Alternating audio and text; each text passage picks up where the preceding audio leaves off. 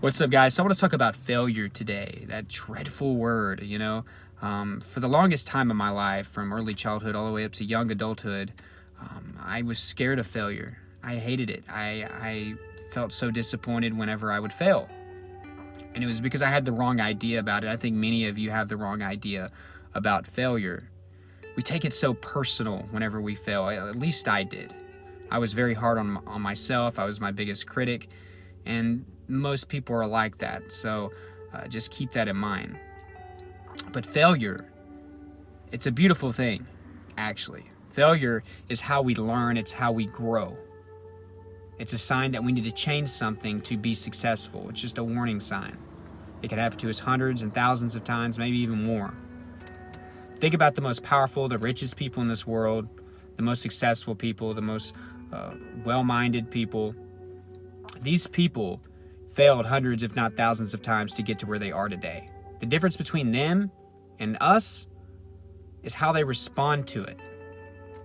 They didn't give up whenever they failed. They also changed what they did.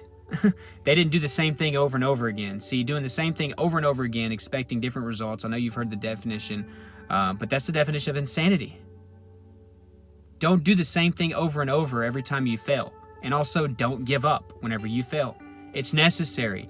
Failure is going to happen. There's no perfect person in this world. If you're trying to overcome an addiction, if you're trying to get in shape or eat better, if you're trying to overcome depression, anxiety, you are going to fail. You are going to fail. Now respond in a positive manner. Sit back and say, okay, what I was doing wasn't working. So giving up is not going to help me be successful at all. So throw that out. Throw that out immediately. The next thing is, I'm not going to do the exact same thing that I did before because I'm going to get the same results, which is failure. See, failure is trying to tell you something that's not working. That's not working. View failure as a blessing in disguise because it really is. If you respond the right way. I think so many of you get discouraged, and I understand that because, guys, I was the worst with this. I was a very negative person, very negative thinker. But this will help us become more positive once we start learning to address our failures in a different way, to learn from them in a different way. Many of us are not learning from failure. Many of us are giving up at the sight of failure. So please do not become a victim to that.